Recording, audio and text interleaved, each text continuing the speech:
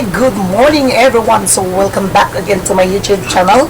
So for today's video, I will discuss to you how to factor binomials. But before that, if you are new in my YouTube channel, please don't forget to click the subscribe button below and click the notification bell para updated ka naman sa mga videos na gagawin ko. So now, let's start my lesson. So our lesson for this morning is all about how we're going to factor binomials. So when you say binomials, it is a polynomial equation that has composed of two terms.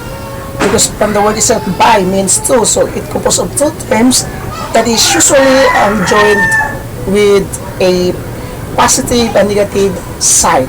Okay, so now, in factoring binomials, this is our formula. As you can see, a squared minus b squared is equal to close parenthesis a plus b times close and open parenthesis a minus b. So as you can see, this is our formula again. So remember that one. So we're going to use that one later on. So now, this is our example of binomials. So again, it is binomial because it composed of two terms. This is the first term, the 36y squared, and 81, so that is a binomial. So now, how are we going to factor this binomial? So for today, I will teach you how to factor this binomial using the two steps. Okay, are you ready? So now, the first step is you're going to identify, or you're going to square root or get the square root of these two terms. So okay, the step one. So you're going to get the square root of each term. So this is the first term and the second term. So 36y squared. So we're going to put a square root sign. So what is the square root of 36y squared? Okay, so now, first, you're going to get the factor or the square root of the coefficient, which is 36. So think of a number that we're going to multiply by itself, then it will come out with number 36. Okay, very good. It's 6. And how about y squared? What is the square root of y squared? Excellent idea. It's y. Since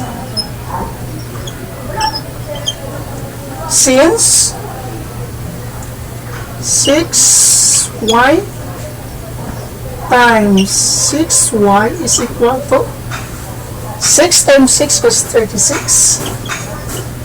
Copy the variable y, and in our previous lesson, in the law of exponent, once you have the same variable, then you just simply copy it, which is y. Then take note, once it is in multiplication, you just simply add the exponent. So the exponent here is 1.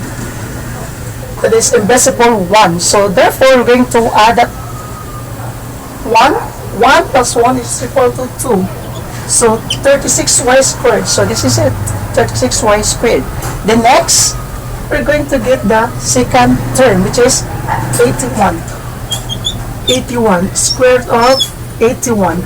So what is the square root of 81? Excellent. It's 9. Why 9? Because since 9 times 9 is equal to what? 81. So that's it. That is our first step. So the second step is, okay, I'm going to erase this one. I'm going to erase this one. Okay, so the second step is the step 2. So the step 2 here is we're going to get the square root of 81. So 81 squared substitute this formula. Take note of this. You have to familiarize this formula in order for you to arrive the factor of the given binomial. So the formula here is a squared minus b squared is equal to close and open parenthesis a plus b times a minus b close and open parenthesis. So this is it. You're going to substitute. Okay. A squared minus b squared. So since this is our step 1, so this one is our serve as our a. And this 81 is our b, which is a is, this is the first term, and this is our second term since we are talking about binomials. So okay, so simply copy. Your a here is this one, 6y squared minus your b here is 9 close and open parenthesis squared is equal to, then close and open parenthesis, your a here is 6y plus your b here is this one, your second term, 9 times your a again is 6y minus your b here is 9. So that's it. This is very simple. This is your answer. This is the factor of your binomials. So 6y to the power of 2 or minus 9 raised to the power of 2 is equivalent to 6y plus 9 times 6y minus 9. Okay? Okay. So since we're done with this, if you wanted to make it sure that your answer is correct, then you're going to check. You're going to double check, or you're going to double check your answer, this one, if whether we come up or we arrive the given binomials. So let us try if it is check or not. Okay, I'm going to erase this one. So this one, I'm going to copy this one now. So 6y minus 9 I plus 9 times 6y minus 9. Okay. Okay, let us check whether if this factor is correct. Okay, so 6y plus 9 times 6y minus 9. So here, we're going to multiply in order for us to arrive this given binomial. Okay, are you following? Okay, now, let's multiply. 6y times 6y. So let's multiply first the coefficient. Okay, 6 times 6 equals 36. Then, the variable y.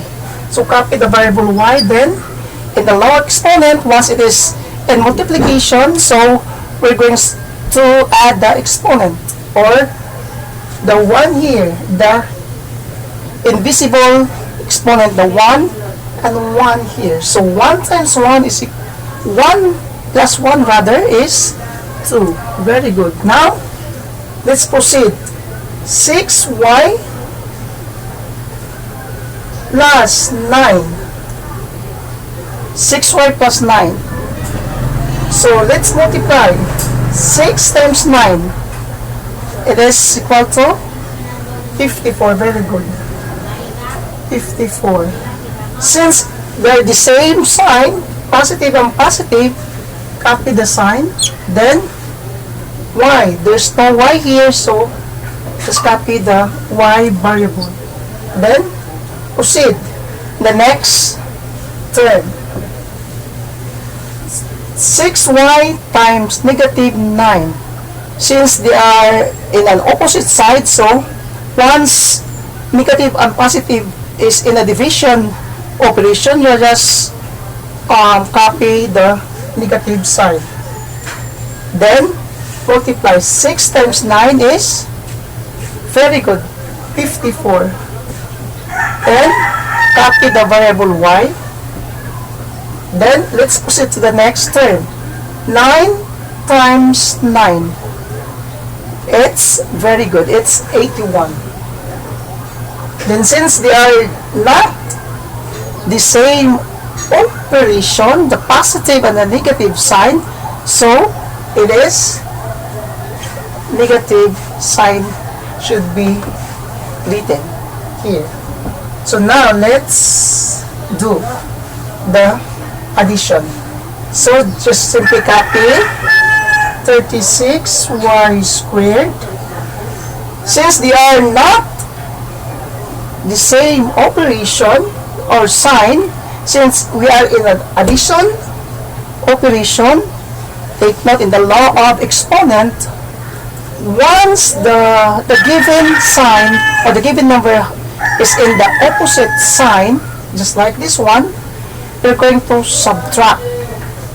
Understand? Okay.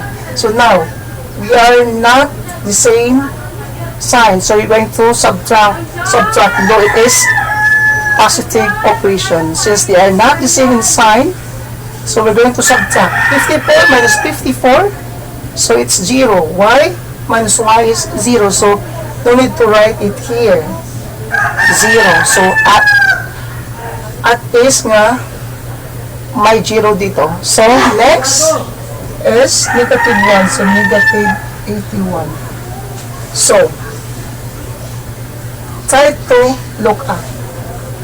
36y squared, check, minus 81.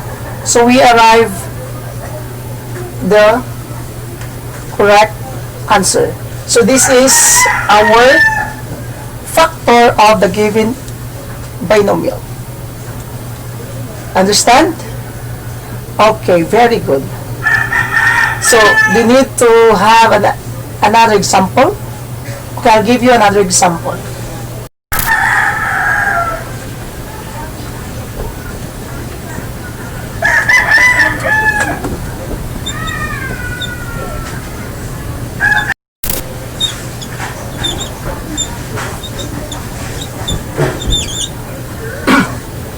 Okay, so now this is our second example. So again, we're going to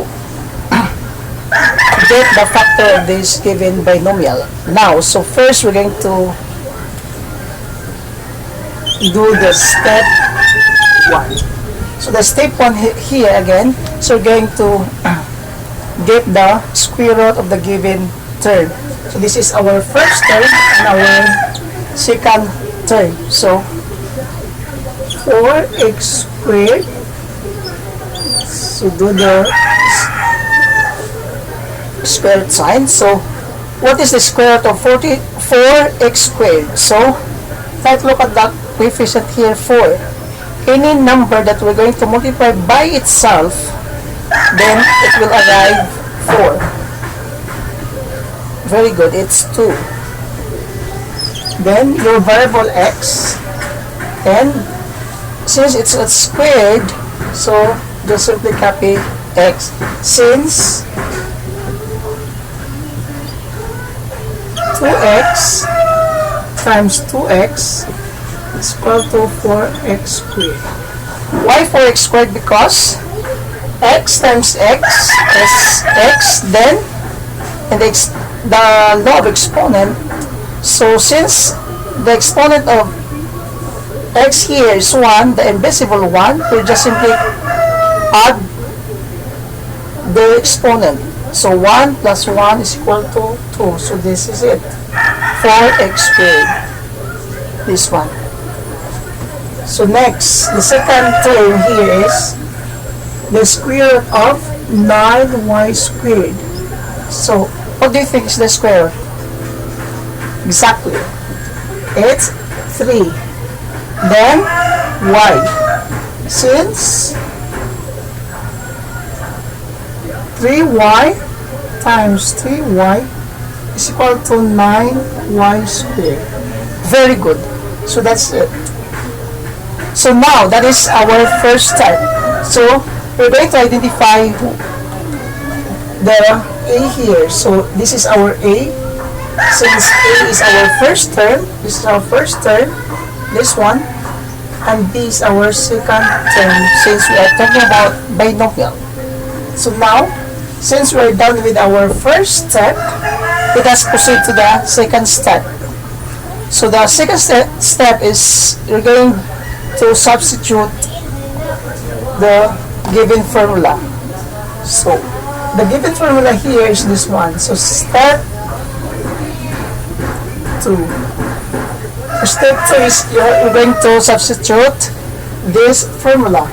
Since we are done getting the value of a and b.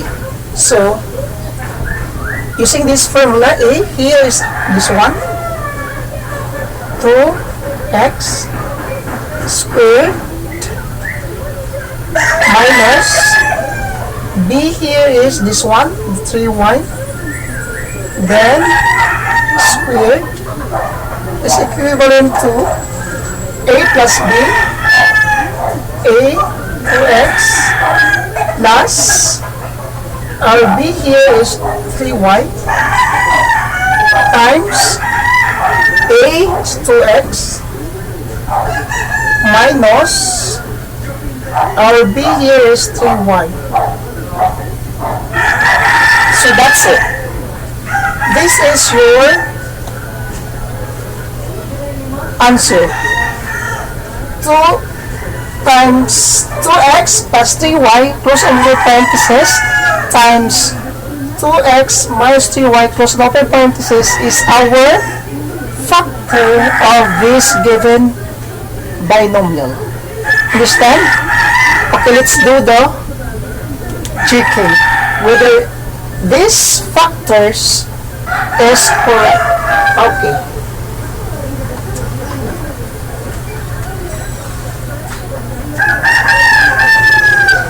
Copy 2x plus 3y times 2x minus 3y.